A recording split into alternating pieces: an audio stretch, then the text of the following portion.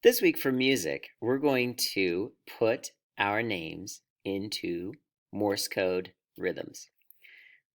I'm going to show you in this video a little bit about what Morse code is and how we'll then put it into rhythms.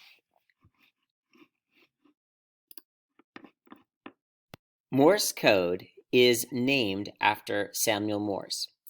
Samuel Morse is the one who decided to create a way of communicating letters by using the shortest sound for the most used letter. So the most used letter, the most common letter in English, is the letter E.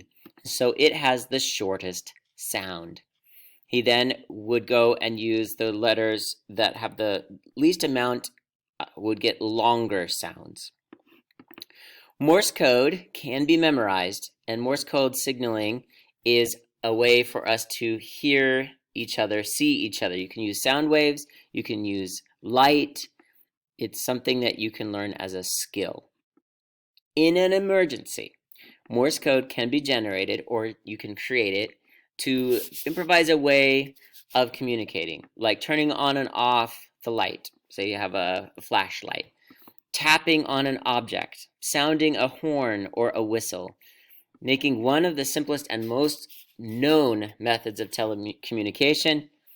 And the message to send when you are in an emergency is SOS. This in Morse code means save our souls.